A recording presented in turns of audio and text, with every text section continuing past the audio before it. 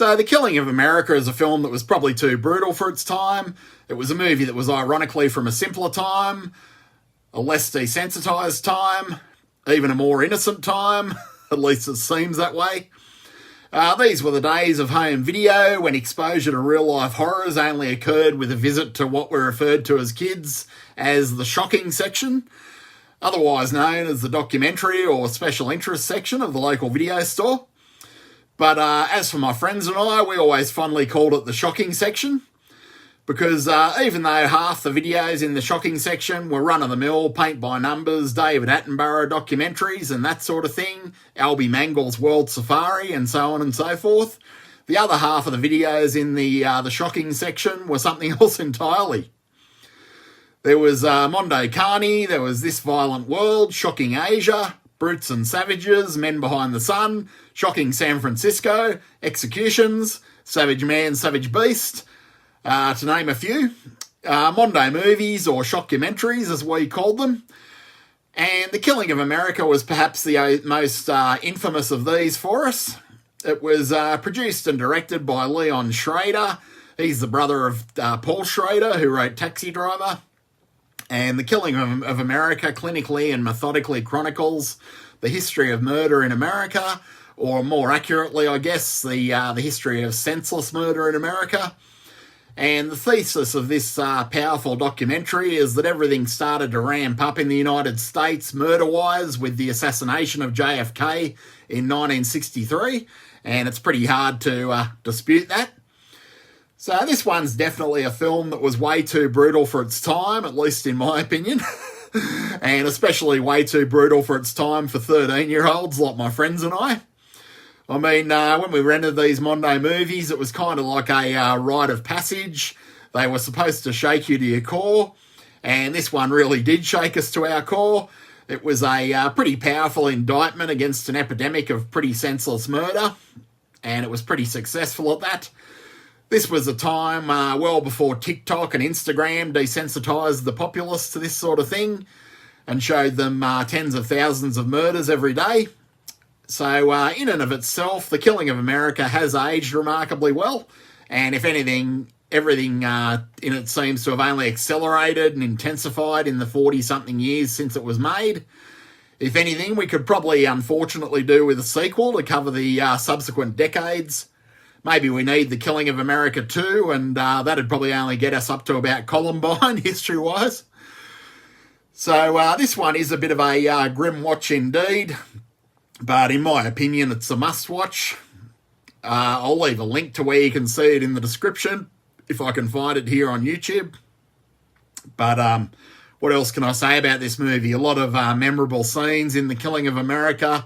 One of the most memorable shockumentaries of the 80s. I mean, it shows us Charles Manson, Ted Bundy, Ed Kemper, and quite a lot of stark interviews. It also shows us some lesser-known characters that are quite confronting. There's the guy that takes over the television station, and we see that whole crime. It's a crime that I never really heard of before or after I saw The Killing of America. I can't remember the guy's name. I think it might have been James Hoskins or something. And if I'm correct, that shows you how many times I've watched The Killing of America over the years. And there's also little slices of comic relief to make it a little bit less grim. There is the incident in, I believe it was Indiana, with the guy that kidnaps the bank manager, and he tethers a wire to a shotgun trigger, tethers the other part of the wire to the guy's neck, and parades him around for the next 48 hours, I think it was, because he wouldn't give him a loan. So even though that was a grim situation, the movie does use it as a bit of comic relief with comical music, which is sorely needed by that stage because it is getting nihilistic by that point. And it is one of the more nihilistic documentaries out there, The Killing of America, one of the more nihilistic shockumentaries. But aside from that, it is it will take a lot of you down memory lane if you haven't seen it for a long time, back to that more innocent time where it was a rite of passage to experience these shockumentaries. And I think they probably warped a few of us, but I do wonder what TikTok and Instagram are doing, showing murders left, right, and centre, and acts of violence and things like that, with no context. Arguably, at least, the killing of America is an exercise in social conscience and trying to play a kind of activist role against senseless violence, which it fairly successfully argues did start with the assassination of JFK. Before that, most murders were crimes of passion or crimes of profit or whatever else. And after that, there was a creepy phenomenon where people were killing for more senseless reasons, I guess, for lack of a better term. So it is just as confronting as it was when it was first released, The Killing of America. I don't believe it was ever released in America. I think it was released in Australia and Europe and Japan. It might have been produced by Japanese producers from memory.